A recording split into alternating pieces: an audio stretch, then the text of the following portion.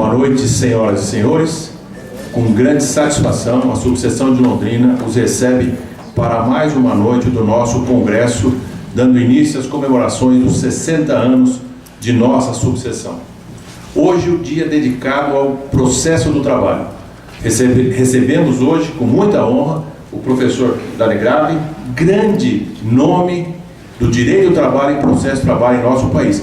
E também temos a grata honra de receber o Sérgio Rocha Pombo, presidente da Associação dos Advogados Trabalhistas do Estado do Paraná, que muito gentilmente veio a nosso convite para acompanhar não só a palestra e participar ativamente dos debates de 5 questões que foram formuladas pelo nosso palestrante para após a palestra dele.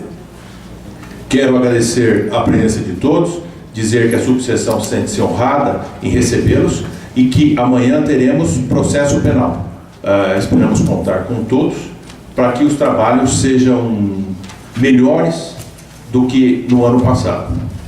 E com certeza faremos, durante esse ano dos 60 anos, vários eventos.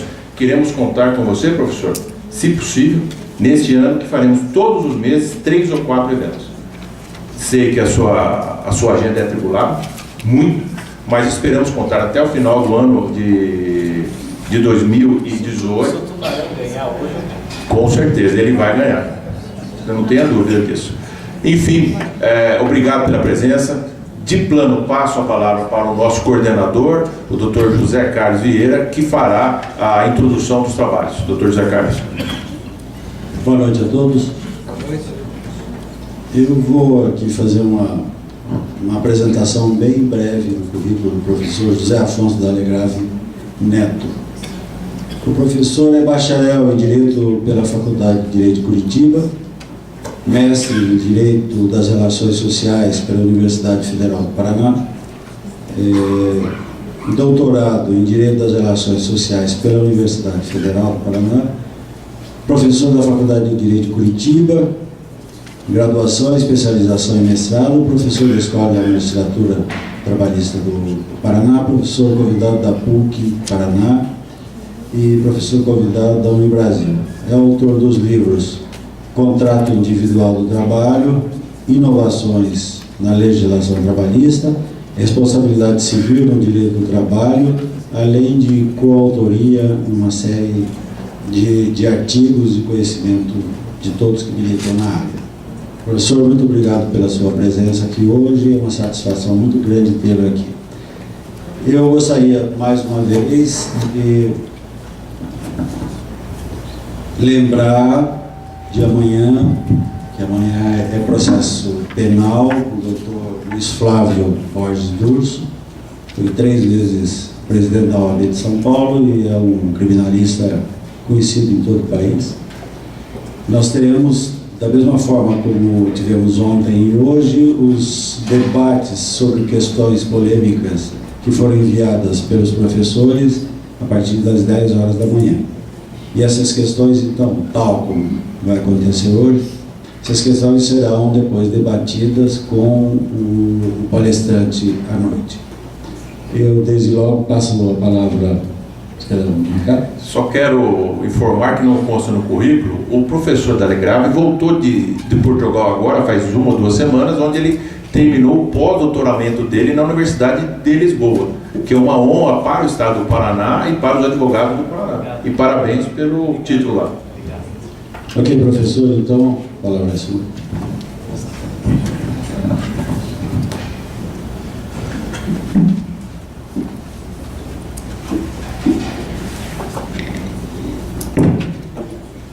Boa noite a todos. Quero saudar os meus colegas, quero saudar o presidente Eliton, Araújo Carneiro, a Lidiane, tesoureira da entidade, quero saudar meu amigo Sérgio Rocha Pombo e todos os integrantes, autoridades da mesa. Dizer que vivemos um momento difícil para a advocacia trabalhista, um momento de desafios. Estava vendo esse livrinho aqui da OAB, Reforma Trabalhista, Lei 13.467. Que soubesse eles que o estrago que fez essa reforma. é uma lei que mudou completamente o viés do direito do trabalho, do processo do trabalho. E é o que nós vamos procurar falar agora rapidamente. Só gostaria que nós vamos falar agora rapidamente sobre a reforma trabalhista e também enfatizando alguns pontos do processo do trabalho. A proposta original era do Ministério do Trabalho e do Michel Temer.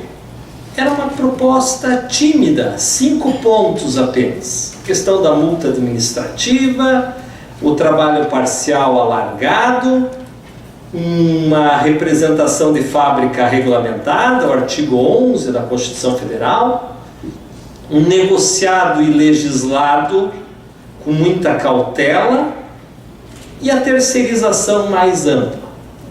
O patinho feio aqui era a terceirização mais ampla. Depois nós vamos ver que nós estamos tendo vários patinhos feios, mas nesse primeiro momento, é importante que se diga, a proposta nasceu apenas com estes 5 pontos. E era a proposta, então, da Câmara dos Deputados. Ocorre que, ao chegar na Câmara dos Deputados, o deputado Rogério Marinho, do PSDB do Rio Grande do Norte, resolveu fazer um substitutivo. O que é esse substitutivo? É uma espécie de emenda que você faz num projeto de lei. A Constituição permite que essa emenda seja larga, seja robusta, mas não precisava ser tão larga e tão robusta. Para vocês terem uma ideia, foram alterados mais de 100 dispositivos da CLT. Entre artigos, incisos, 140, 150 regras na nova legislação trabalhista. Até acho que algumas coisas foram saudáveis, alguma gordura tinha que ser queimada, mas não com exagero, e eu vou procurar dizer onde estão esses exageros. Existe uma diferença entre o remédio e o veneno. É a dose. A partir do momento que você toma um remédio na dose certa, ele tem um efeito terapêutico eficaz. Agora experimente tomar um remédio 5 vezes maior a dose prescrita pelo médico. Ele vira um veneno. E é o que aconteceu nesse episódio da reforma trabalhista. Nós tivemos uma oportunidade de fazer uma reforma bacana, pontual, mas escancararam de tal maneira que aquilo virou um veneno. Vamos trazer algumas questões para ficar mais claro isso. Negociado e legislado. Ora, essa é uma tendência mundial, na Espanha, em Portugal, na Alemanha, você valorizar a norma coletiva. Ou seja, aquilo que for fruto de uma autonomia privada, aquilo que for fruto de uma negociação coletiva, tem um peso. Um peso até no sentido de valer mais do que está na lei trabalhista.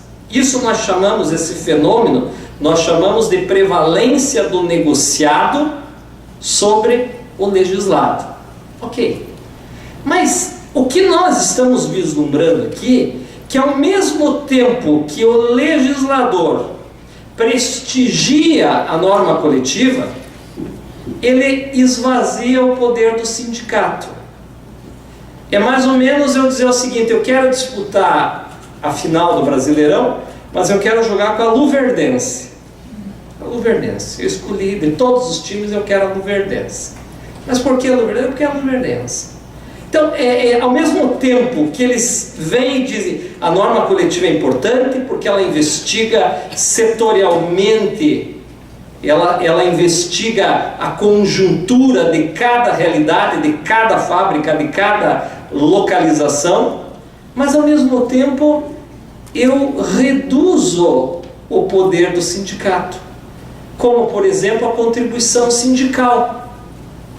A contribuição sindical, também chamada de imposto sindical, ela está prevista na CLT, obrigatória para todos, associados ou não associados, 1 dia de salário por ano. Então no lerite de maio, no lerite de maio, vem lá, imposto sindical ou contribuição sindical, que é o nome mais usual. e todo trabalhador desconta um dia por ano para a contribuição sindical. Sempre foi assim. Agora, essa contribuição sindical vai ser facultativa. Eu pergunto para vocês, qual trabalhador que vai entrar na empresa e vai dizer o seguinte: olha, o senhor vai trabalhar aqui, contrato de experiência, o senhor vai ganhar aí R$3.000, o teu horário é 8 horas, sábado 4 horas, tudo bem você? Aí ele vai dizer, tudo bem, mas eu faço questão de pagar a contribuição sindical. Vocês conseguem imaginar essa cena? Alguém que está entrando na empresa dizendo, olha, mas eu faço questão. Quer dizer, esse é facultativo, leia-se, fim da contribuição sindical. E os sindicatos, então, vão perder o seu poder. Existe um ditado do Otto von Bismarck, uma frase célebre dele, que ele diz assim: soubessem os senhores como são feitas as salsichas e as leis, você não comeria mais salsicha e não acreditaria tanto nas leis. Não sei se você sabe como são feitas as salsichas, mas é um resto de comida, é uma comida de segunda ou terceira classe que coloca no liquidificador e aquilo vira uma salsicha. É a pior carne que tem que estar na salsicha, apesar de eu gostar do cachorro quente, no hot dog e gostar dessa carne tão, né? E ele ficou famoso nessa expressão. E aí eu acrescentaria: soubesse as pessoas como são feitas uma negociação coletiva, nós não acreditaríamos tanto nesse poder da norma coletiva. Eu por muito tempo advoguei para sindicatos médicos, sindicatos técnico-raio-x, sindicatos de enfermeiros, sindicato dos trabalhadores da indústria eletroeletrônica, e eu me decepcionei com os sindicatos. Eu me decepcionei com as negociações coletivas que vêm muitas vezes prontas. Eu não estou falando desses dirigentes que são amigos de vocês, que são gente boa, estou falando dos outros, de uma forma geral. Daqueles que ficam 40 anos sendo presidente de uma entidade, e dizem, pô, mas está 40 anos o cara é presidente da entidade. Eu estou falando desses, né? E de uma certa forma, eu me decepcionei com o movimento sindical. As coisas são muito prontas, são muito... né? E aí o sindicato, na afã de querer a sua contribuição sindical, que é o que basta, a taxa de reversão salarial, a contribuição assistencial, e muitas vezes, veja, nos anos 70, nos anos 80, onde nós vivíamos o welfare state, o estado do bem-estar social, a teoria de Keynes. Então, ali a economia, o capitalismo tinha uma preocupação social com o desenvolvimento. O paradigma ali era o modelo fordista. As grandes empresas, empregos duradouros, tique restaurante, tique refeição, tinha uma carreira. Hoje o cenário mudou. Hoje não estamos mais nem no toyotista, que foi o paradigma subsequente ao fordismo, foi o toyotismo. E aqui eu abro um parênteses. Os japoneses, depois da Guerra Mundial, eles queriam competir com os Estados Unidos, só que no modelo fordista, você produzia aqueles carros e colocava no pátio. Você produzia em série os carros, just in case. Os japoneses falaram, puxa, nós temos um problema de território. Aqui tem terremoto, superpopulação, não sobra espaço, mas nós temos tecnologia. Aí os japoneses criaram um novo paradigma na fabricação de carro, que é o just in time. Vamos construir o carro sob medida. Não vamos estocar e sobrar no pátio. A pessoa pede e a gente faz sob medida o carro. Aí veio a globalização, privatização dos portos, ficou mais fácil de transportar a logística desses carros. E aí eles criaram um novo sistema mais flexível. A primeira empresa a implementar isso foi a Toyota. Por isso que o sistema ficou conhecido como toyotismo. Não mais o fordismo, mas o toyotismo. E esse toyotismo é flexível, a empresa não precisa ser grande. Aí que nasceu a ideia de terceirização. Eu estou falando 1960, toyotismo. Aí é terceirizada, as empresas parceiras. Só que hoje, nós vivemos um capitalismo de plataforma. O que é o capitalismo? Tudo é no aplicativo. Você pode ver. Nós estamos hoje dependentes dos aplicativos. E o modelo hoje que se desenha é o uberismo, o motorista da Uber. Assim como nós tivemos o Fordismo nos anos 30, no modelo de economia desenvolvimentista, Keynes. Depois nós tivemos um paradigma mais flexível, o Toyotismo, just in time, forte dos japoneses, forte na tecnologia. E hoje nós temos uma precarização, que é o modelo uberista, o uberismo, que é o motorista da Uber. O que é o motorista da Uber? Quem que é o chefe dele? É um algoritmo. E é um sistema tão novo e tão insidioso que eles criaram um sistema de avaliação. Quando você sai do Uber, você avalia, você dá uma notinha para o motorista. 1 estrela, 2 ou 5. É como se cada passageiro que traz aquele carro é um preposto da empresa que entrou ali, ó, estou te avaliando, eu estou de olho em você, vou te dar uma nota. Então esse motorista se vê extremamente vigiado, porque ele vai receber uma nota. Então hoje tem todo um estudo sobre esse novo paradigma uberista. Mas esse paradigma uberista tem férias, 13º, fundo de garantia? Não tem. Ele é autônomo, ele é chamado de parceiro. Driver, na linguagem deles, motorista parceiro. Então, o que vocês percebem que com o passar do tempo, as relações de trabalho vão se precarizando. Se lá no tempo fordista você tinha um grande emprego, duradouro, com carteira assinada, com ascensão, com um salário robusto, no toyotismo já começou a ideia de terceirização, e agora no modelo uberista, nem carteira assinada tem, nem férias, eles é um autônomo, um parceiro. Então nós percebemos neste novo arranjo econômico, neste novo modo de produção, que as coisas estão cada vez mais precárias. E nesse sentido, é esta reforma trabalhista. Você vem e prestigia o negociado sobre o legislado, mas ao mesmo tempo você põe fim à contribuição sindical. Ao mesmo tempo você cria uma comissão de fábrica. Ora, o que é a comissão de fábrica? Para os grandes estabelecimentos, vai ter agora um representante dos trabalhadores.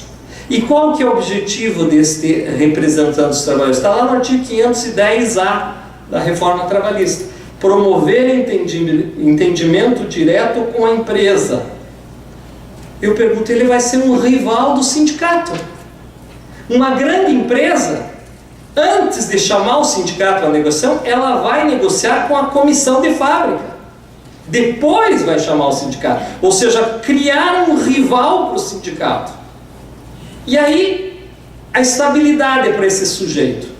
Então vamos imaginar uma grande empresa e você quer se candidatar ao representante dos trabalhadores.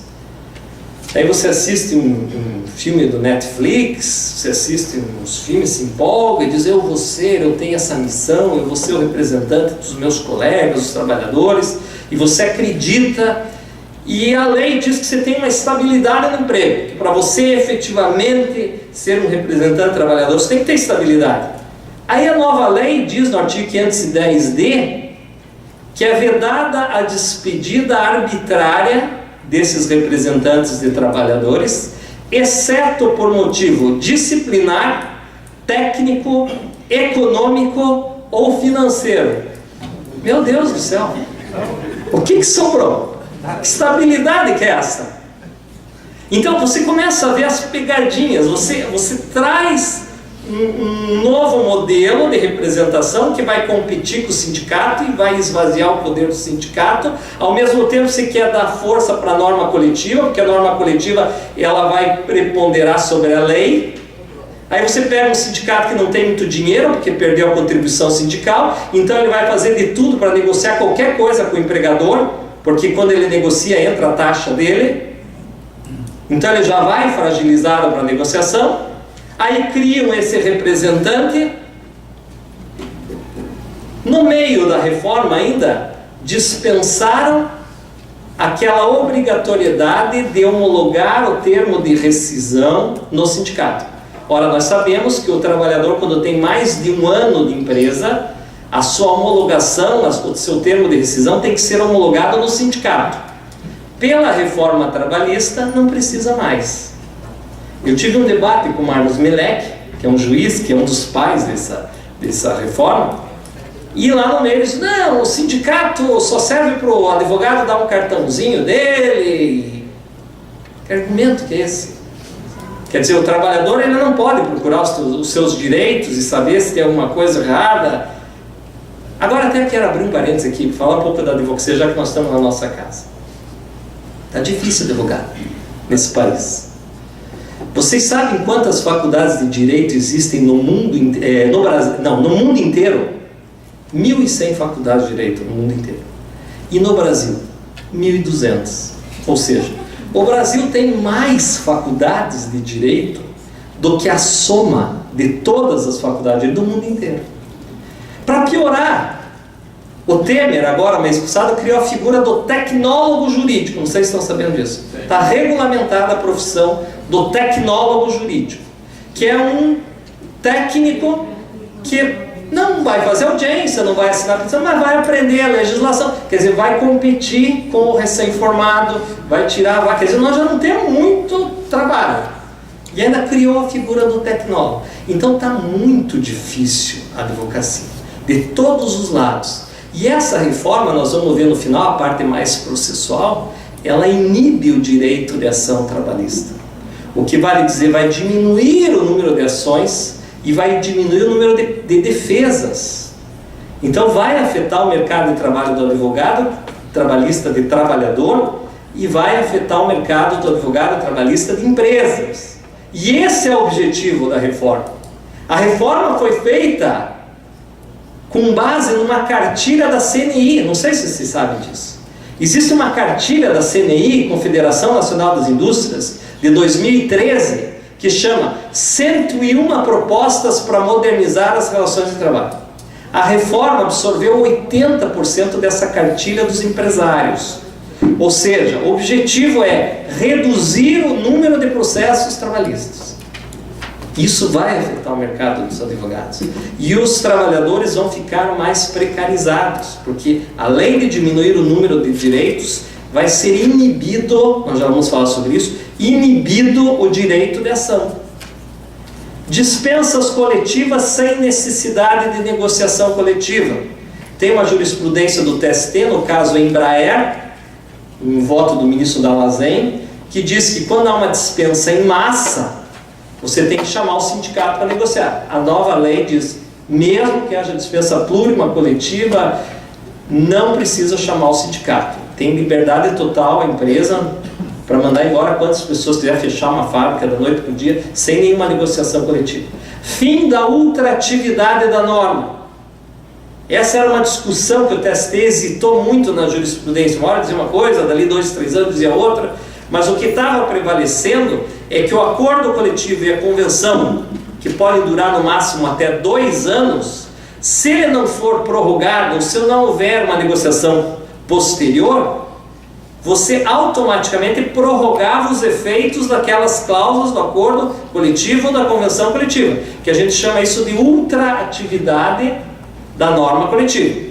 Agora, tem uma regra expressa, artigo 614 do parágrafo 3º, dizendo que não cabe a ultraatividade da norma. Ou seja, se a convenção tiver um prazo, é naquele prazo e ponto final. Se não houver uma negociação posterior, todas as condições mais benéficas que estão ali não se prorrogam. Acordo coletivo vale mais do que convenção coletiva de trabalho. Aí vocês podem dizer, então é a teoria do conglobamento? Não, é pior do que a teoria do conglobamento. Nós temos 3 teorias para explicar isso. Nós temos a teoria da acumulação, ou teoria da colcha de retalhos, que nunca aplicou no Brasil, que é você ficar escolhendo o que tem de melhor no acordo da convenção coletiva e montar uma colcha de retalhos. Nós temos a teoria do conglobamento, que era o que estava prevalecendo no TST, onde o trabalhador pode optar por inteiro ou o acordo coletivo ou a convenção coletiva, se for mais benéfica. Agora não tem essa de escolher qual é o mais benéfico. Artigo 620 diz, o acordo coletivo sempre, não tem nenhuma exceção, vai prevalecer sobre a convenção coletiva. Não tem essa de escolher qual que é mais benéfico. Então tem que tomar muito cuidado Imagine uma convenção coletiva robusta, sindicato trabalhador, sindicato patronal, vale-refeição, ajuda-se o mercado, horas extras com 60%.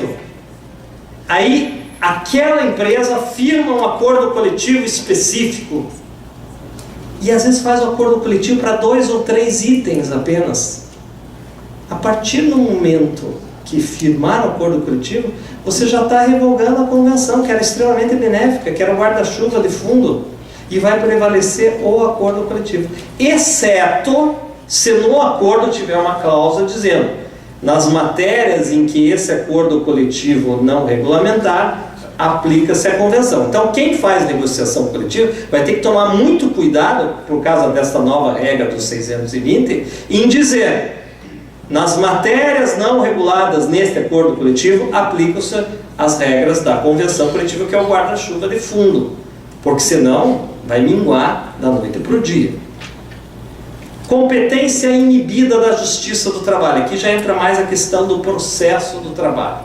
Vejam que na proposta original, ela tinha uma regra, artigo 611-A, parágrafo 1º, que dizia assim: no exame da convenção ou acordo coletivo, a Justiça do Trabalho analisará preferencialmente a conformidade dos elementos essenciais do negócio jurídico, balizada a sua atuação pelo princípio da intervenção mínima na autonomia da vontade privada, vontade coletiva. Agora, depois do substitutivo do Rogério Marinho, que escancarou a porteira, o Congresso sentiu que qualquer coisa ali em prol do empresário iria passar, qualquer coisa que colocasse ali iria ser aprovado. Eles trouxeram uma nova redação para dizer, e agora está no artigo, foi deslocado para o artigo 8º, parágrafo 3º. No exame de convenção ou acordo coletivo, a Justiça do Trabalho analisará exclusivamente a conformidade dos elementos essenciais do negócio, agente capaz, objeto lícito, forma prescrita, e balizará sua atuação pelo princípio da intervenção mínima. O que significa isso? Antes da reforma, a reforma vai entrar em vigor agora dia 10, dia 11 de novembro, que é num sábado, e não tem essa prorroga para segunda-feira, vai entrar em vigor no sábado, que tem normas de direito material, então se houver uma rescisão ali no sábado, já está valendo.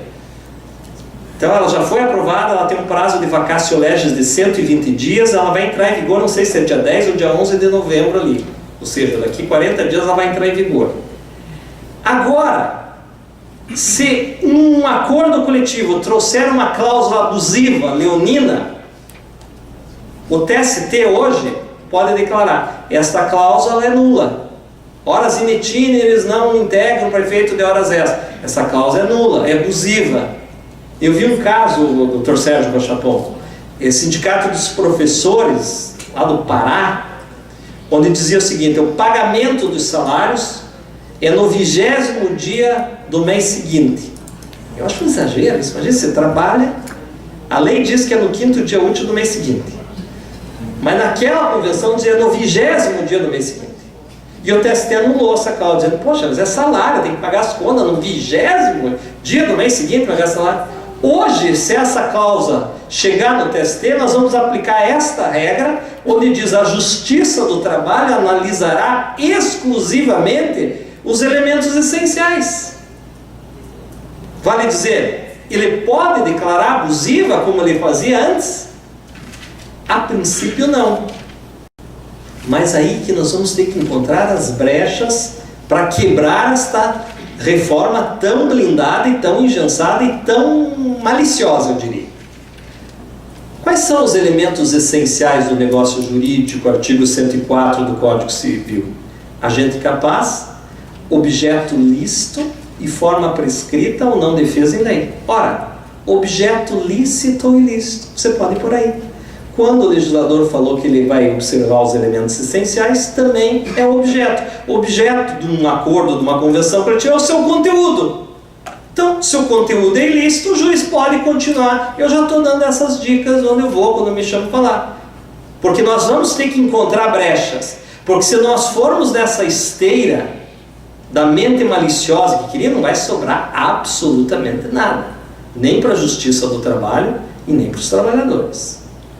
Outro retrocesso, acompanha, proposta original. Eu me lembro que nós tivemos junto do Dr. Sérgio num evento lá na Associação Comercial do Paraná, logo que veio essa proposta original, sem o substitutivo, e eu elogiei. Então, para mostrar que eu não sou radical, naquele momento eu elogiei a reforma, que era tímida, 5 pontos. E na proposta original dizia o seguinte: na hipótese de flexibilização de norma legal relativa a salário e jornada, o acordo e a convenção deverão explicitar a vantagem compensatória em relação a cada cláusula restritiva de direito legalmente assegurado. Agora, com o substitutivo, eles alteram para dizer: a inexistência de expressa indicação de contrapartida recíproca em convenção ou acordo não ensejará nulidade. Ou seja, pela proposta original, se eu quisesse reduzir salário, ainda que proporcionalmente à jornada, eu tinha que demonstrar que o empregado tinha uma vantagem em troca. Por exemplo, uma estabilidade no emprego, uma ajuda à alimentação mais robusta.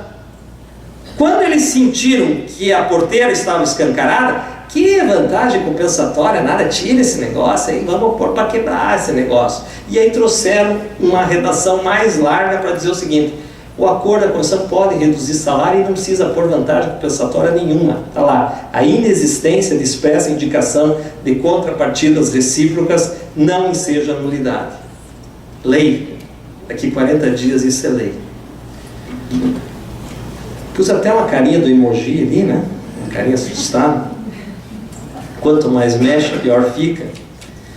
Porque o banco de horas da compensação de jornada também, eles foram alargando, e depois eles chegaram numa redação, artigo 59, parágrafo 6º, é lícito o regime de compensação de jornada estabelecido por acordo individual, tácito ou escrito para a compensação no mesmo mês. Veja, antigamente o banco de horas, a corrupção, se tinha que ser homologado, o sindicato tinha que ser escrito e homologado. Agora, dentro do mês, ele pode ser até tácito, ou seja, não precisa ser escrito, não precisa ser homologado. Mesmo tácito, ele vai produzir efeitos. Hoje nós temos 3 tipos de compensação de jornada a partir da reforma. Nós temos o banco de horas original, aquele que nós já estávamos acostumados. No prazo de 1 ano, você pode distribuir as horas do banco de horas, no limite de 10 horas diárias. Agora criou-se um banco semestral. Ao invés de você distribuir em 1 ano, você distribui em 6 meses. Só que este semestral não precisa ser homologado pelo sindicato. O banco de horas anual, você vai precisar, ele só vai ter validade se ele for homologado pelo sindicato. Ele tem que estar previsto num acordo, numa convenção coletiva de trabalho. O banco semestral, ele pode ser um mero acordo individual escrito. Não precisa mais da chancela do sindicato. É uma opção do empregador. E se for mensal, como eu disse, ele pode ser até tácito, que ele produz efeitos. Regime 12 por 36, nós já tínhamos uma súmula validando o regime 12 por 36, só que agora eles aproveitam para pegar essa súmula e virar lei, até aí tudo bem, mas para colocar o seguinte: olha o parágrafo único do artigo novo. A remuneração mensal pactuada abrange os pagamentos do descanso semanal remunerado, feriados e prorrogações de trabalho noturno. Então você pega um enfermeiro, por exemplo, que trabalha no 12 por 36, ele trabalha um dia sim, um dia não, das 7 às 19, 12 horas, daí descansa 36, pula um dia, das 7 às 19, pula um dia, isso é o 12 por 36, um dia sim, um dia não, 12 horas. Tudo bem que neste regime o repouso semanal remunerado já está embutido, mas feriados? Então quer dizer, quando você vibrar, você pega teu calendário e diz: puxa, esse mês tem 2 feriados, vou viajar, o 12 por 36 para eles é indiferente. Para eles nunca mais vai ter feriado, porque pela nova lei, o regime 12 por 36, o feriado já está embutido. Não tem essa de feriado compensado, de dobro, pagar em dobro ou compensar porque você trabalhou em feriado. Eles criaram um sistema, como quem diz, não, já está embutido aí, na maldade. Agora, vejam o aval da fraude. O artigo 59 é B, né, que eu não estou enxergando aqui, parágrafo único. Veja a coragem do legislador para escrever isso, abre aspas.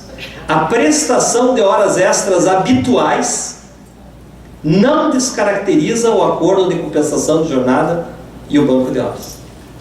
Você tem que ter coragem para o legislador escrever isso.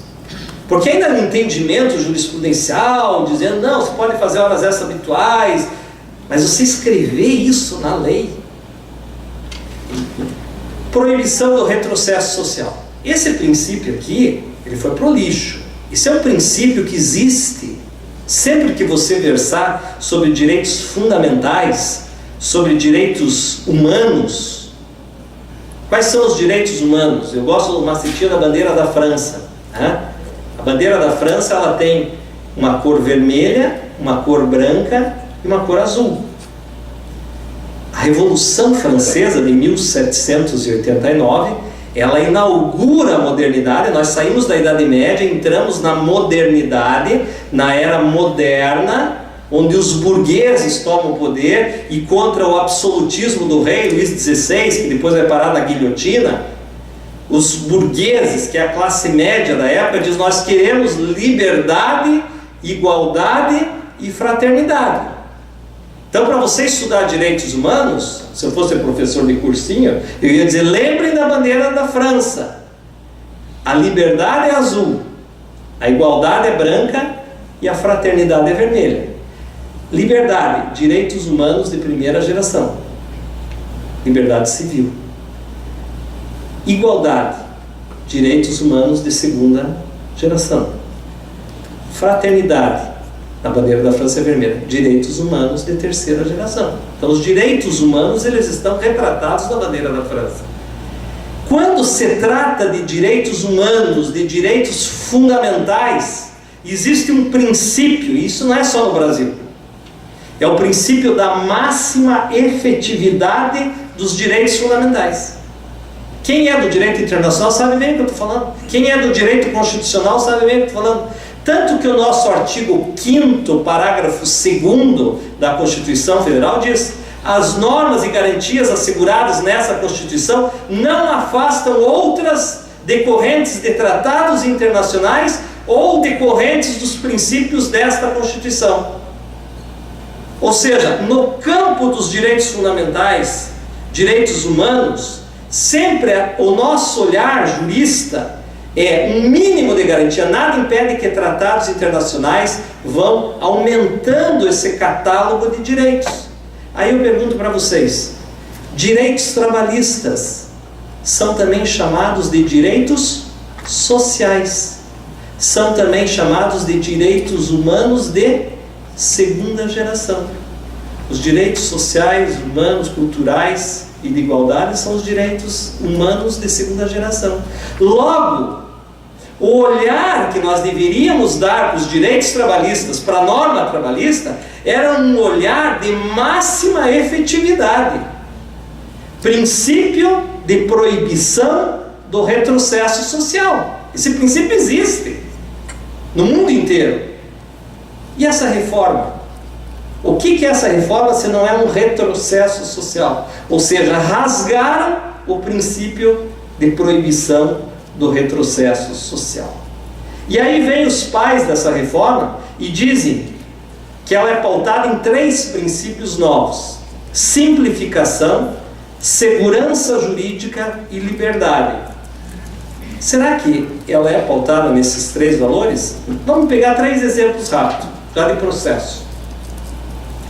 Incidente da desconsideração da pessoa jurídica, a disregard doctrine. Ou seja, quando eu desconsidero momentaneamente a pessoa jurídica para autorizar a penetrar no patrimônio dos sócios.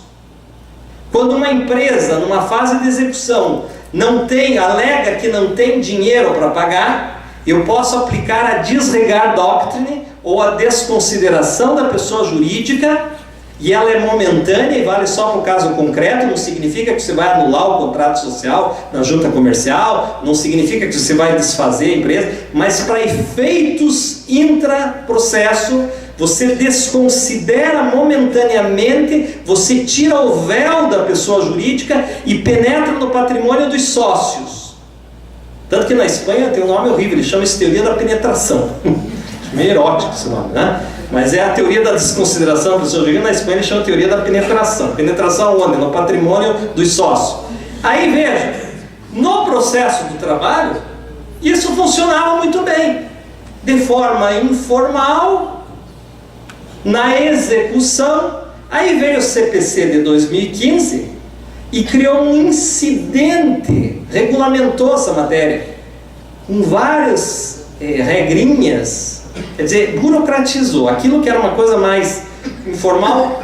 Aí, isso no CPC de 2015. Aí o que fez a reforma trabalhista?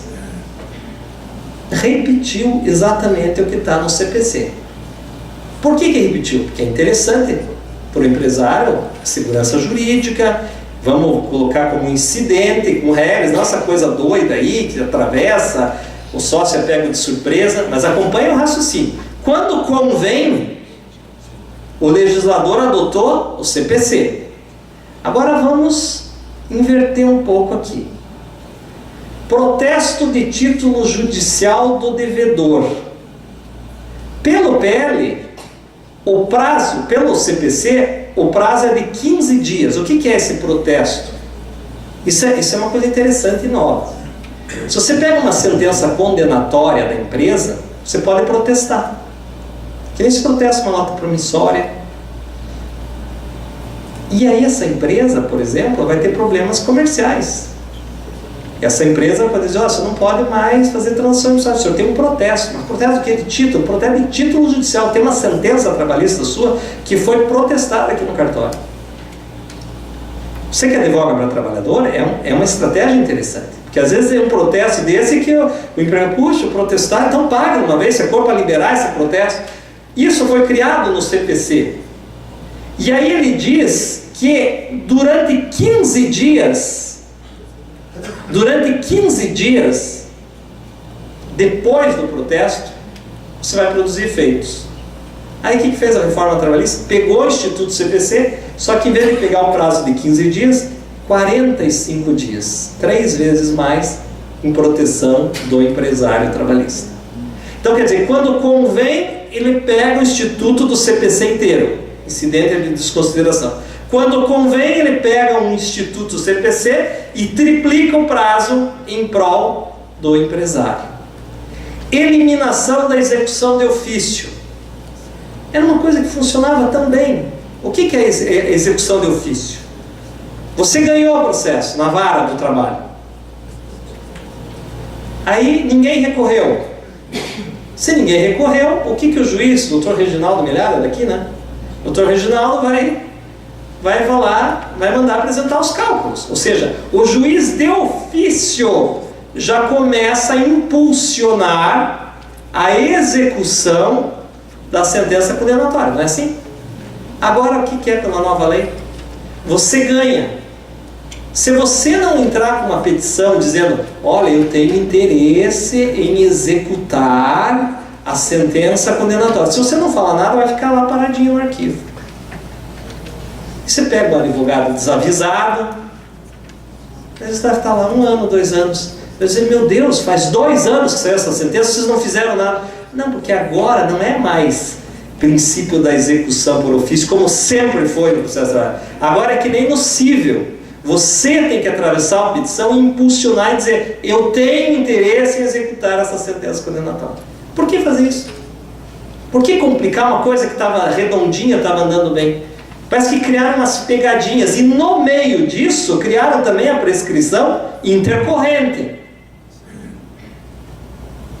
2 anos, né? 2 anos. Poderiam fazer o 2 ou o 5. Não, vou pegar o 2 anos. Se em 2 anos você esqueceu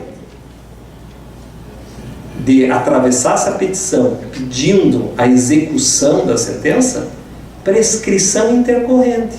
Acabou. Isso vai chegar lá, pô, Você imagina você chegando no balcão cheio de razão lá, né? Pô, faz 2 anos que eu ganhei esse caso, vocês não fizeram nada. Daí o servidor vai dizer, pois é, eu tenho 2 notícias tristes para você. A primeira é essa, faz 2 anos que não fizemos nada, e realmente, porque agora a execução não é mais do filho. E a segunda é que faz 2 anos quando? Fez ontem 2 anos, pois é, então acabou de prescrever. Porque agora a prescrição intercorrente também se aplica no processo de trabalho e é 2 anos. Como o senhor não fez nada em 2 anos, prescreveu. Como assim? Prescreveu. O senhor não vai mais poder executar. Por que isso? Por que isso? Normas de segurança são proeminentes ou não são proeminentes? Ora, a gente sabe que a Constituição Federal tem um núcleo duro. Existe uma hierarquia dentro da própria Constituição Federal. Tanto que as cláusulas pétreas é o núcleo duro. O que são as cláusulas pétreas? São aquelas que, por força do artigo 60, parágrafo 4º, inciso 4º, você não pode mexer, alterar, nem mesmo por emenda constitucional. São os direitos e as garantias individuais. Então vejam que no bojo da Constituição nós temos algumas regras que valem mais do que outras, que têm uma hierarquia maior do que as outras. Normas de segurança sempre teve um status mais qualificado. Normas de medicina, de segurança, higiene. Súmula 437.2 do TST. Intervalo entre a jornada constitui medida de saúde e segurança do trabalho e infenso à negociação coletiva. Uma coisa óbvia. Tudo que diz respeito à prevenção de acidente, medicina, é um núcleo duro, você não pode ficar negociando. Aí veio a reforma. Artigo 611b. Constitui objeto ilícito de convenção ou acordo coletivo. Inciso 20, não estou conseguindo ler direito aqui. 17. Normas de saúde, higiene e segurança do trabalho. Ufa, tiveram bom senso. Colocaram lá que, mesmo no negociado e no legislado, normas de saúde e higiene é objeto ilícito, ou seja, não é objeto de negociação. Aí daí eles criaram um parágrafozinho único e diz assim: regras sobre intervalos não são consideradas normas de saúde e segurança do trabalho. Meu Deus do céu, para que serve intervalo? Para que serve pausas? A medicina hoje tem claro isso, é para evitar fadiga, é para evitar doença, é para evitar adoecimento. Eles revogaram a medicina ali também. Eu não sei se vocês sabem, o Brasil é o 4º país do mundo em acidentes do trabalho. A gente só pede para a China, Índia e Indonésia. 4º país do mundo em números de acidentes do trabalho. Isso ninguém se preocupa. Eles estão preocupados em reduzir o número de processos trabalhistas. Eles estão preocupados em criar pegadinhas para o reclamante prescrever o crédito deles. Mas esse número, ninguém falou nada, muito pelo contrário. A nova regra diz que normas de saúde não abrangem intervalos. Intervalo entre a jornada. Aqui eu acho até que andou bem o legislador, porque eu acho que tinha algumas gordurinhas que também precisavam queimar, tinha alguns exageros na nossa CLT. Intervalo entre a jornada, por exemplo. A regra que prevalecia era o seguinte: jornada de 4 a 6 horas tem que ter um intervalo mínimo de 15 minutos. Quem trabalha mais do que 6 horas tem que ter um intervalo de almoço, descanso de no mínimo 1 hora. Aí o trabalhador, ao invés de ter um intervalo de 1 hora, ele tinha um intervalo de 45 minutos. O que era mais razoável? Condenar a empresa a pagar aquilo que faltou. 45 minutos, ele tinha direito a 60 minutos, 15. Como é que era a jurisprudência?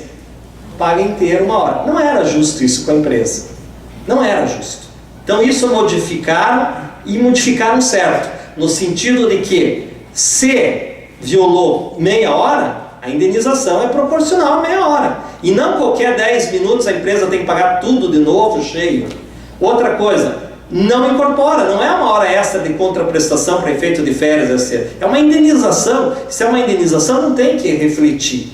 Então aqui, no meu modo de ver, foi saudável a mudança. Também em prol do empresário, mas de forma justa. Supressão da gratificação de função. Empregado exercia cargo de confiança. Tinha uma gratificação de função de R$1.000. O que a jurisprudência dizia até então? Estava lá na súmula 372 do TST.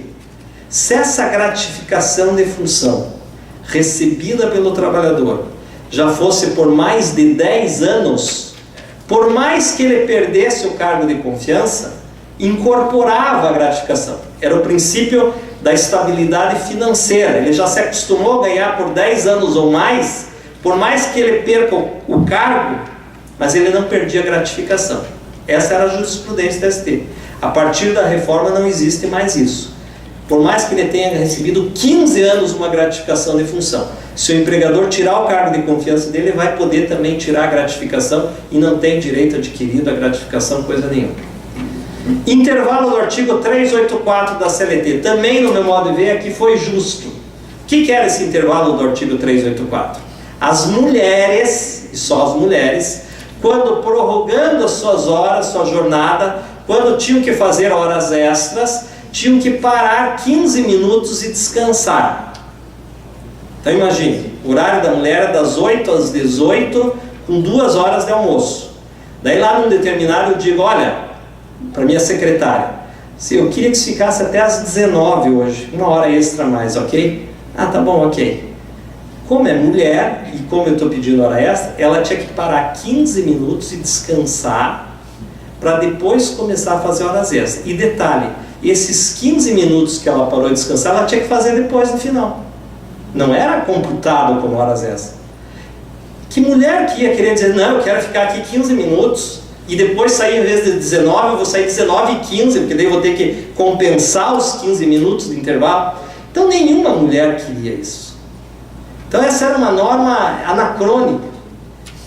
Só que todo mundo ganhava isso na justiça do trabalho. Às vezes você perdia tudo, mas esse intervalo você ganhava. Era o único pedido que você ganhava na início, era isso, porque já tinha uma jurisprudência do ST, que se a mulher fizesse horas extras e não tinha esse intervalo, e ninguém dava esse intervalo, ela tinha direito a receber como era. Cortaram isso, revogaram esse artigo.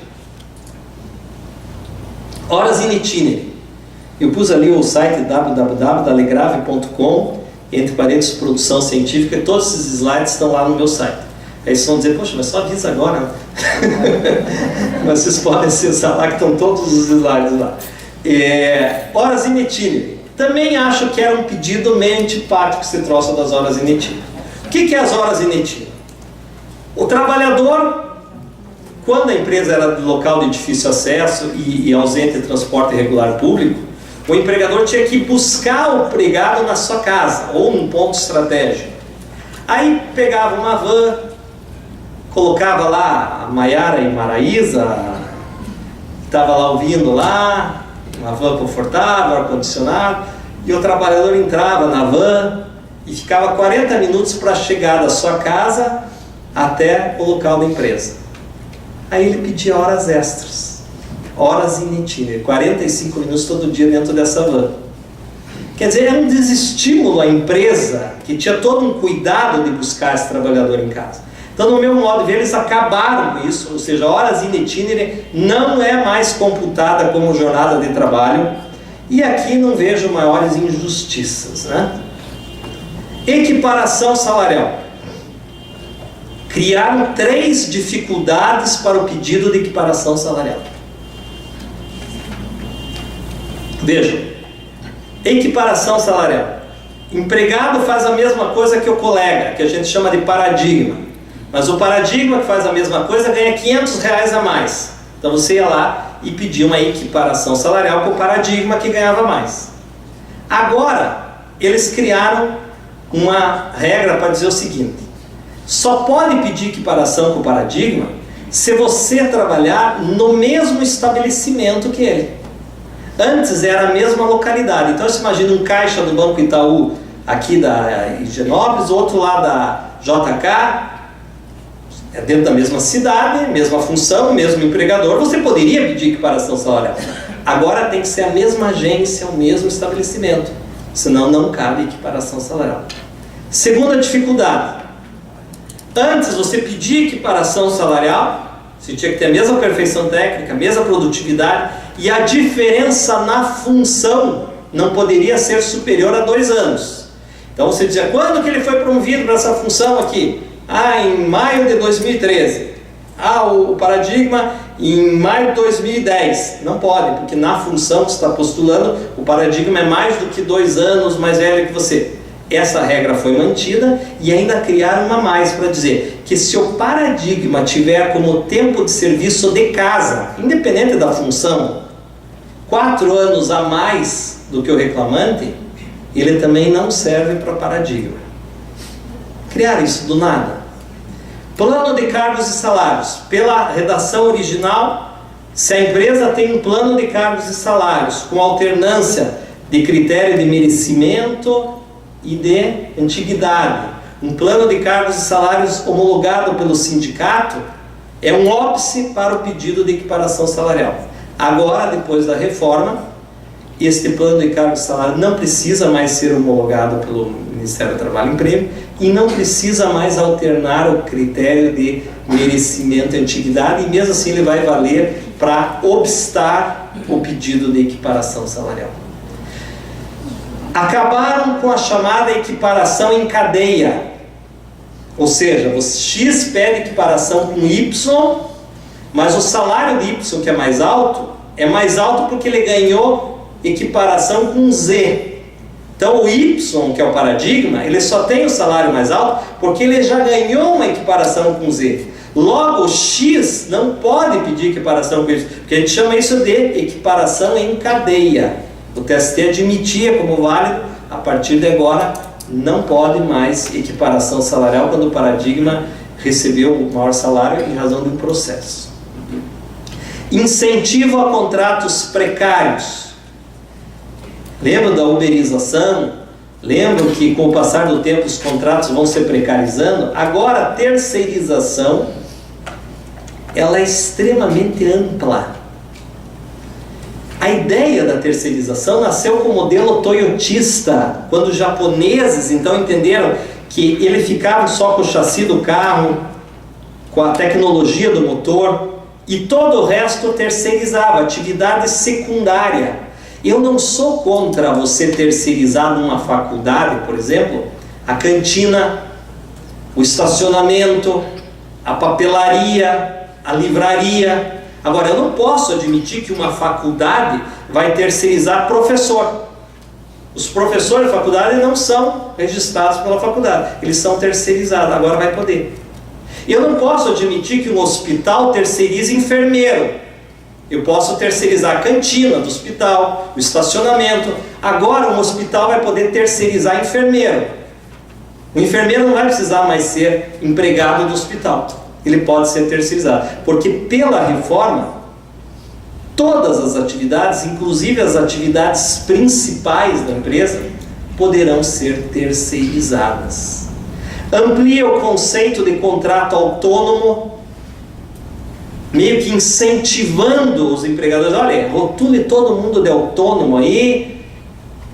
Eles mexem na redação do artigo 442, é isso ali? Se me corrija ali, 442? 442. B. A contratação do autônomo, cumpridas por todas as formalidades legais, com ou sem exclusividade. Quer dizer, agora, mesmo que seja um autônomo exclusivo, você imagina, autônomo por si só é um sujeito que tem autonomia. Ele tem autonomia para ter outros clientes, prestar serviço não só exclusivo para alguém, mas ele tem autonomia para escolher outros tomadores. Agora a lei está dizendo que mesmo que você contrate um autônomo com exclusividade, imagina, olha, você é autônomo e você é exclusivo para mim, mesmo assim eles dizem que é legal, que é válido, que isso não descaracteriza o contrato de autônomo. Alargamento do contrato a tempo parcial, criar a figura do contrato intermitente. O que é o contrato intermitente? Ele tem um lado bom aqui também. Imagine que você tem uma empresa de eventos. Aí você tem casamentos, tem festa, mas geralmente a tua casa noturna só abre sexta e sábado. Aí você tem que registrar garçons. Só que ele não vai trabalhar segunda, terça, ele só trabalha sexta e sábado. Então agora com o contrato intermitente você pode contratar carteira assinada e você só paga os dias que você chama esse garçom para trabalhar. No final do mês você soma. Dos 30 dias, quantos dias esse garçom trabalhou? 10. Então pega o salário mensal, um terço de 30, 10 dias e paga. E aí paga o salário, férias, etc. Tudo proporcional aos dias que você chamou esse contrato. É uma espécie de trabalhador stand-by, né? Stand-by, né? O que é stand-by? Você deixar alguém ali no stand-by, se precisar eu chamo. Às vezes você deixa o ex-namorado ali no stand-by, você deixa o ex-namorado, você está ali. Eu não gosto dele, mas ele é bacaninha, se precisar ele está ali, ele gosta de mim, eu caso com ele. Então tem a figura do namorado, ex-namorado, stand-by, e agora criaram a figura do trabalhador stand-by. Está ali, se precisar eu chamo. E aí, se esse trabalhador se compromete, vamos imaginar que você chamou o garçom e disse: sábado tem serviço para você, aceita ou não aceita? Ele pode dizer se aceita ou não. Se ele aceitar e não for, ele, trabalhador, tem que pagar uma multa de 50% para o empregador do período que ele foi convocado. Ou seja, é uma forma de amarrar esse trabalhador. O que eu acho saudável, porque geralmente esses freelancers, eles dão muito cano nos empregadores. Eles dizem que vão e não vão. Então agora eles vão ficar meio amarrados. Ah, você disse que não foi, você vai ter que pagar uma multa de 50%. Mas para o trabalhador não é grande negócio, porque o freelancer, apesar de ele não ter férias, esse terceiro fundo de garantia, mas ele tinha um valor mais alto. É que nem você contratar uma empregada doméstica e uma diarista. Quanto que você paga para uma diarista? Lá em Curitiba é R$120 mais ou menos uma diarista. Agora, se você pegar a tua empregada doméstica e pagar um salário de R$1.800 por ela e dividir pelo valor do dia, vai dar R$80. Veja, você está pagando um salário alto de R$1.800, mas se você fracionar nos números do dia, dá mais ou menos R$80. E a diarista cobra R$110. O que eu estou tentando dizer? O freelancer, ele não tinha férias, mas geralmente o salário, o valor do dia dele era mais alto. Agora, com o contrato intermitente, o valor desses trabalhadores intermitentes vai ser um valor extremamente baixo, e aí vai ter uns direitinhos a mais. Aumento do poder de direção do empregador. Então, além dessas questões do trabalho intermitente, que ele convoca quando ele quiser, uniformes com logomarca. Essa era uma discussão. O sujeito trabalha no material de construção, tinha uma logomarca aqui no jaleco. Se tinha que pagar alguma indenização, porque é uma propaganda ambulante. Existiam ações dessas, de você estar usando o corpo do empregado, fazer propaganda, ele tinha direito a uma compensação financeira. Agora tem uma regra expressa dizendo: uniformes com logomarcas não gera nenhum benefício para o trabalhador. Ele pode usar, você pode fazer o que se quiser, trabalhador, pôr bigodinho, aquelas coisas, um chapeuzinho junino. Putz, eu não conseguiria trabalhar com esses negócios. Eu fico me imaginando, eu trabalhando numa empresa, não, amanhã vocês vão ter que vir com bigode de festa junina e um chapéu de palha. Agora pode pedir para pôr o que quiser, o trabalhador é um objeto na tua mão, vale tudo e é isso aí. Lavagem do uniforme, também já colocaram uma regra, que quem tem que lavar o uniforme é o empregado. Não tem essa de empregador que tem que lavar o uniforme, exceto se for uma lavagem especial, uma lavagem industrial. Criar a figura do trabalhador hipersuficiente. Assim como tem o hipossuficiente, que é frágil, que ganha pouco, eles criaram essa figura do hipersuficiente. É um trabalhador de primeira classe. São aqueles que têm diploma e que ganham R$11.000, ou seja, o dobro do teto da Previdência. O teto da Previdência hoje está 5.000 e pouco, o dobro do teto dá 11.000 e alguma coisinha. Então, se esse trabalhador ganhar mais do que R$11.040 e tiver diploma superior, ele é promovido a um status de hipersuficiente. E aí, o que ele se diferencia dos demais? Duas coisas. Primeiro, artigo 444. O contrato pode prevalecer sobre a lei. Ou seja, admite-se um contrato bem mais flexível para esse tipo de empregado, nos itens que se referem à jornada, feriados, intervalos, plano de cargos, salários, teletrabalho, remuneração por produtividade, incentivos, grau de insalubridade, prorrogação de atividades insalubres e PLR. Nesses itens, Se esse empregado ganhar mais de 11 mil e tiver diploma, você pode fixar condições contrárias à lei, mais flexíveis do que a lei. Então, por exemplo, grau de insalubridade. Um médico, lá, insalubridade em grau máximo. Não, mas como você é um hipersubordinado, você ganha mais de 11 mil, tem diploma, nós vamos fixar aqui no teu contrato que a insalubridade é em grau mínimo. Não, mas todo mundo ganha 40%. Não, mas nós temos essa liberdade pela reforma que os hipersubordinados podem negociar e vale mais do que a lei. Essa é a primeira novidade. E a segunda é o artigo 507A. A possibilidade de uma cláusula compromissória de arbitragem. Ou seja, esses trabalhadores que ganham mais diploma, quando eles celebrarem um contrato de trabalho, pode estar lá no contrato: eventuais litígios serão resolvidos não na Justiça do Trabalho, mas numa Câmara de Arbitragem. Ou seja, a Justiça do Trabalho ficou para os pobres. Os pobres vão para a Justiça do Trabalho. O hipersuficiente vai ter uma cláusulazinha de compromisso arbitral, e se tiver algum litígio mais tarde, e aí vai para uma Câmara de Arbitragem. E aí eu pergunto para vocês, eu sou um executivo, um gerente de vendas, onde eu sou contratado para 12 mil reais, tenho diploma superior, eu sou hipersuperior. E eu entro todo faceiro numa empresa. A empresa diz: assine o contrato. No contrato tem uma cláusulazinha lá: eventuais litígios entre as partes serão na Câmara de Arbitragem. Você acha que eu estou feliz de haver estado desempregado há 8 meses? Eu vou dizer: olha, eu só vou entrar aqui se vocês tirarem essa cláusula aqui. Imagina, primeiro dia de trabalho, você já negociando a tua cláusula. Se vocês tirarem essa cláusula, você não vai regar, vai dizer o quê?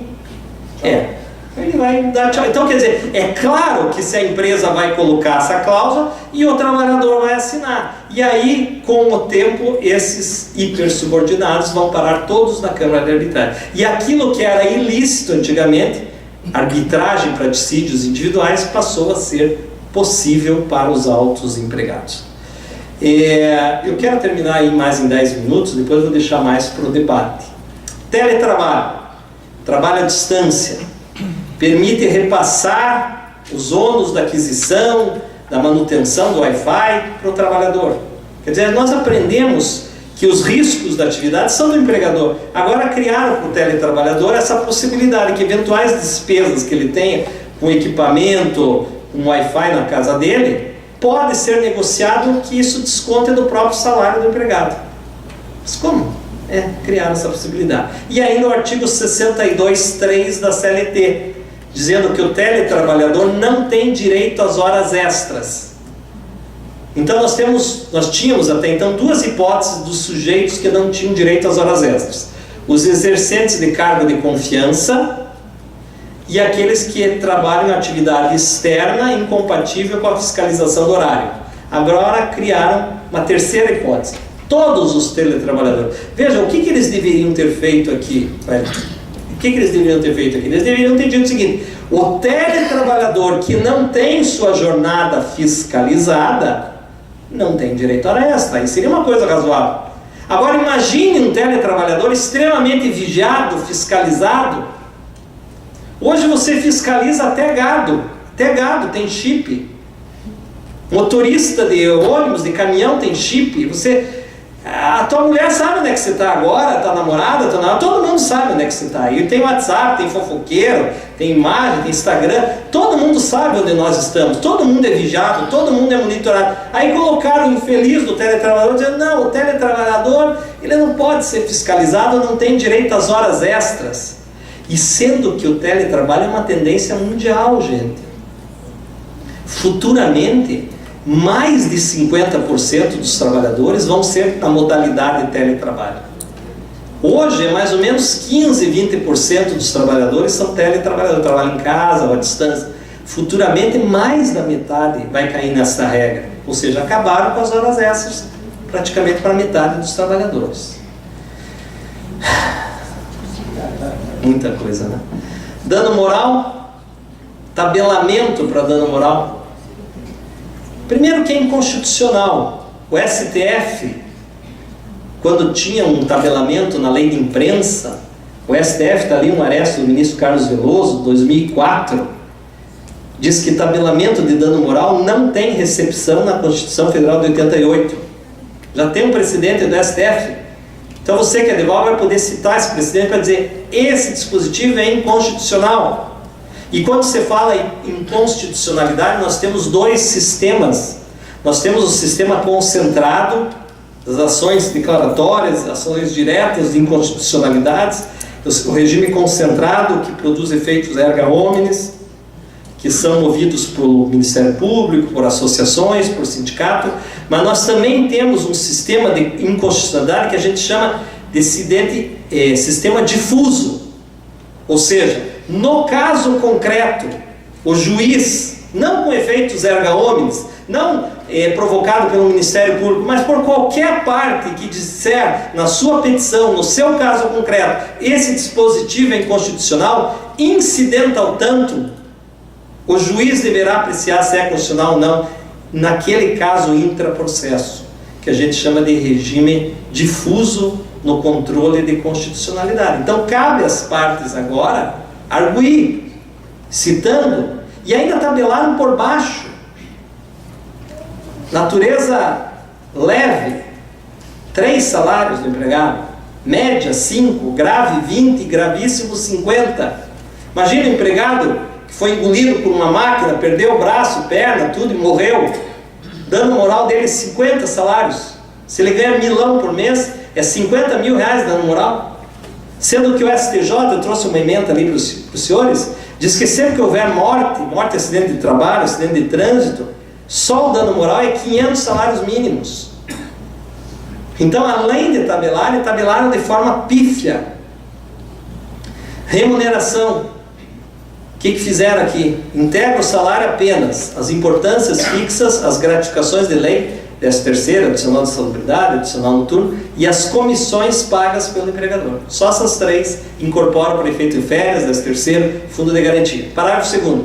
Ainda que habituais, não integram mais. Ajuda de custo não integra, auxílio alimentação não integra, diária, por mais que seja acima de 50%, não integra, prêmio, abono, nada mais integra para efeito de média de férias, média de 13º, nada mais integra para efeito de fundo de garantia. E ainda o parágrafo 3º, ele dá um incentivo à fraude. Ele amplia o conceito de prêmios para dizer que prêmios é qualquer liberalidade em dinheiro ou em bens em razão do desempenho.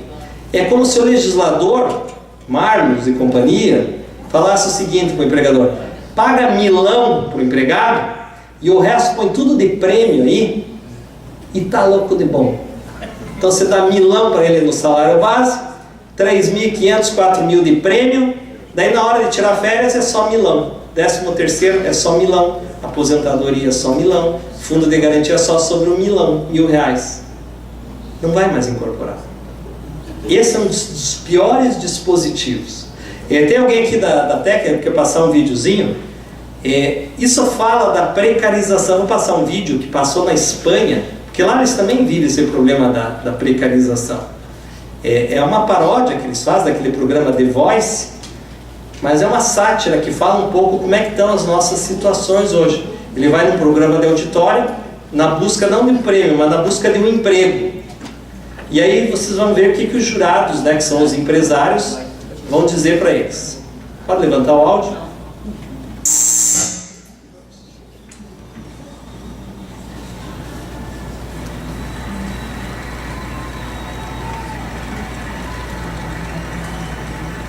Soy ingeniero industrial con 5 años de experiencia laboral. Tengo 2 másters, un postgrado. ¿Perdone para la entrevista de trabajo? Gracias.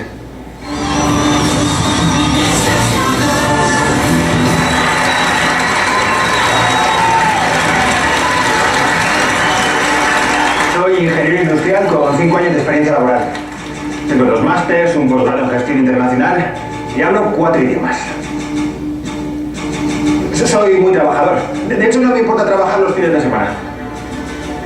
Pero tampoco me importa hacer horas extras gratis cualquier día de la semana. Acepto un sueldo de mierda. No, 1.000 euros, sí. Bueno, Quien dice 1000 dice 600 euros. O 400.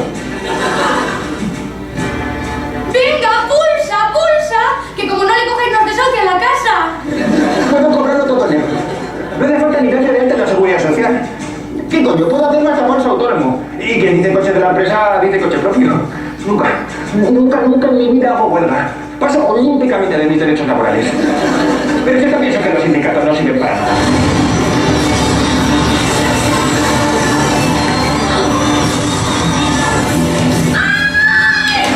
¡Qué alegría! Le ha cogido mi favorito, el tío de Confebask. ¿Cómo te llamas? No, la verdad es que me da igual. Enhorabuena, te has humillado muy bien. Te ha faltado ser un poco más pelota, pero bueno, si te unes a mi equipo te enseñaremos a ser un gran lameculos. Gracias por esta oportunidad, de verdad. Muchas gracias. También quiero decirte que me has emocionado. Lo que has dicho poniendo a parir a los sindicatos me ha llegado al corazón.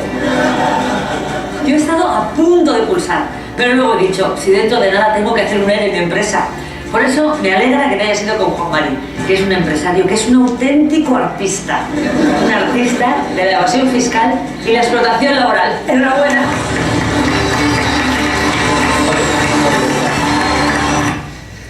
Vejo que se fizeram essa sátira na Espanha, porque lá a coisa tá feia também.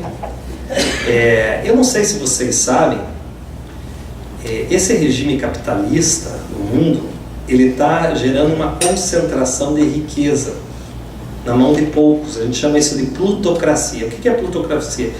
É o governo dos ricos, é uma meia dúzia de ricos que dominam o mundo, as grandes empresas. Eu não sei se vocês sabem, mas se vocês pegarem a riqueza do mundo como se fosse um bolo, a metade do bolo, de toda a riqueza do mundo, está na mão de 1% da população. E toda a outra metade está na mão de 50% da população. Ou seja, 1% do mundo, isso é dados da Oxfam de Londres, 1% da classe mais rica detém metade de toda a riqueza do mundo. Então nós estamos indo para um lado, só que você me deixou aqui sem o PowerPoint agora. Só põe ali para mim, já estou finalizando, faltam 3 lâminas só. Nós estamos vivendo um momento. Pegue, por exemplo, Armancio Ortega. Alguém sabe quem que é Armancio Ortega? Dono da Zara, loja Zara. Aqui tem Zara, né? Aqui em Londrina. É a segunda maior fortuna do mundo. Ele era a quinta, agora foi promovido para a segunda. 70 bilhões de reais é a fortuna do homem da Zara. Dólar. 70 bilhões de dólares é o patrimônio dele. Um mês atrás, na revista Exame, consta que as lojas Zara foi condenada pelo Ministério Público do Trabalho, aqui de São Paulo, a pagar R$1 milhão porque os seus empregados na linha de produção estavam em condições análogas de escravo. Aí eu fico pensando, poxa, um homem com tanto dinheiro e não tem preocupação social nenhuma com os seus trabalhadores que enriquecem. Então, este regime, de certa forma, que nós estamos vivendo no mundo inteiro, ele está propiciando que os pobres fiquem cada vez mais pobres e os ricos mais. Eu não sou comunista, eu sou capitalista, eu sou um social-democrata. Longe de querer morar num país comunista ou implementar o comunismo aqui. Mas nós, como operadores jurídicos, nós temos que colocar um pouco de ética nesse capitalismo. Nós temos que nos espelhar na Noruega, na Suécia, onde os empregos são robustos, são duradouros. No meu escritório, até a moça do cafezinho ganha participação nos lucros. Por que eu fiz isso? Todo mundo é registrado, tem empregado, tem advogado lá que ganha R$9 mil em carteira, é registrado, todo mundo é registrado em carteira, e até a moça do cafezinho ganha participação 2 vezes por ano, conforme diz a lei, para não dizer que é fraude, porque antes, quando saiu uma GR robusta e nós ficávamos tudo alegre, nós advogados ficávamos alegres, e a moça do cafezinho, a senhorinha lá, dona Lúcia, para ela era diferente. Aí eu pensei comigo, mas por que só nós temos que ficar alegre? A mulher do cafezinho faz parte dessa engrenagem. E aí resolvi isso, já faz 10 anos, dizer que todo mundo no escritório, claro que proporcional, também, não vou ser hipócrita aqui, 0,5, sei lá quanto que é a participação dela, mas nos meses que são altos, ela vai ganhar participação, porque é uma mentalidade que todo mundo está no jogo, todo mundo tem que contribuir. E eu acho que o mundo está precisando um pouco disso. Nós temos que parar com essa coisa de uma classe, a plutocracia, uma classe cada vez mais rica e os pobres cada vez mais pobres. Eu quero encerrar aqui dizendo que houve uma inibição também ao direito de ação. Primeiro, quitação anual de obrigações trabalhistas. Uma vez por ano, o empregador pode chamar seus empregados e fazer quitação anual das obrigações. Então a prescrição que é de 5 anos, se o empregador fizer todo ano isso aqui, a prescrição que é de 5 anos vai ficar 1 ano. É uma via oblíqua de mudar a prescrição quinquenal para 1 ano. Em vez de mexer na Constituição, é mais fácil ir por uma lei infraconstitucional do que fazer uma emenda. Quitação ampla dos PDVs. Hoje está uma festa de PDV com quitação total do contrato. Incentivo ao acordo extrajudicial. Então você vai lá e faz um acordo extrajudicial. Você não precisa justificar muito. Não, empregado, empregador, antes era lide simulada. Então acabaram com a lide simulada, mas meio que legitimaram um pouco o acordo extrajudicial. O professor Sérgio Spon tem um artigo muito interessante sobre isso, numa obra que nós vamos lançar agora sobre reforma trabalhista. Restrição à justiça gratuita. Antes valia aquela declaração que você era pobre, agora não vale mais aquela declaração de que simplesmente é pobre. Agora é para quem ganha até 40% do teto do INSS ou comprove que é pobre. Não sei que prova, que é essa que eles estão exigindo. Como é que você vai provar que você está na M? Eu vou provar para o senhor se está feio o negócio aqui, né? E não vale mais aquela declaração. Nós estamos piores que o CPC, porque pelo CPC novo ainda vale a declaração. A reforma trabalhista conseguiu ser mais retrógrada do que o CPC de 2015. Justiça gratuita restrita, mesmo com justiça gratuita, tem que pagar a perícia. E finalmente, pagar a perícia e pagar o honorário de sucumbência, que eu queria deixar esse último item aqui. Para você ajuizar uma nova ação, se ela arquivou, se quer entrar de novo, você vai ter que pagar as custas se tornarem extremamente altas, porque as petições iniciais agora, elas têm que ser liquidadas, que nem no rito sumaríssimo. Todo pedido que você fizer, você tem que dizer quanto vale cada pedido. E se você não fizer, o juiz vai ter que dar um prazo de 15 dias, ele não pode indeferir de cara. Súmula 263 do TST. Ele vai ter que abrir um prazo de 15 dias para que você quantifique os pedidos, e se você não obedecer, daí ele vai indeferir a tua petição inicial por inépcia. E aí você vai ter que, cada pedido, eu quero terminar aqui o último item. Então vamos imaginar o seguinte, aqui que está a grande, eu ia falar grande sacanagem, mas não vou falar, o grande retrocesso. Eles criaram agora honorários de sucumbência recíproco. O que significa isso? A petição inicial, vamos dizer que tenha 10 pedidos. Horas extras. Eu quero 100 mil de horas extras. Quero 20 mil de equiparação salarial. Eu quero 10 mil de comissões. Você tem que quantificar cada item. Vamos imaginar que você ganhou 10 mil de diferenças de comissões. Mas as horas essas que você queria 100 mil, o juiz entendeu que era cargo de confiança, você não ganhou. Agora, cada item por item, o juiz vai dar honorários de sucumbência. Então, se você pediu 100 mil de horas extras e não ganhou, você vai ter que pagar de 5% a 15% de honorários de sucumbência daquele item para o advogado da empresa. Se você queria 100 mil, 10%, 10 mil reais você vai ter que pagar. Às vezes você vai ganhar até 8 mil de comissões, mas como você perdeu honorários, você vai ganhar, mas vai sair devendo. Eles conseguiram isso, né? E aí vocês podem dizer o seguinte, sim, mas isso foi bom porque inibe a aventura jurídica. Eu concordo, porque tem muitos colegas nossos que misericórdia, como diz minha mãe, misericórdia, porque exageram, aventuras jurídicas, pedem qualquer coisa, porque como tudo é de graça, se perder não precisa pagar nada, então é uma aventura jurídica. Tudo bem, tem esses, que não são vocês, que são aqueles que vocês não gostam, que vocês falam lá, né? Mas também nós temos as ações de risco. Imagine, já está acontecendo isso no meu escritório. Eu chego para o cliente e digo, doutor, se eu não ganhar nada, o que acontece? Eu dizer, não, se você não ganhar nada, você não vai pagar nada, nem honorário, você vai pagar custos ali, se o juiz não dispensar. Agora, eu vou dizer para ele, não, se você não ganhar, você tem que pagar de 5% a 15% honorários para advogar a parte contrária. Sim, doutor, mas é um acidente, pode ser que dê nexo causal ou não dê. Na justiça tudo é controvertido. Nem as turmas se entendem. Às vezes você vê juízes, desembargadores que ficam vencidos na matéria. Cada turma entende de um jeito. O direito do trabalho é muito controvertido, é muito aberto. Então às vezes não é uma malícia, é um direito que você acha que tem. Agora você já sabe, se perder vai ter que pagar a conta. O que está acontecendo? Já está acontecendo isso no meu escritório.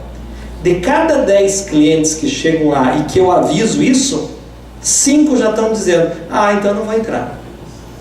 Não, se eu corro o risco de não ganhar nada e ainda ter que pagar aí 15, 20, 30 mil, então eu não vou entrar.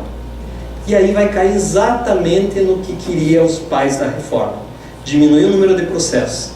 Aí alguns advogados de empresa vão dizer, isso aí é para um advogado de trabalhador, eu estou bem, não está bem.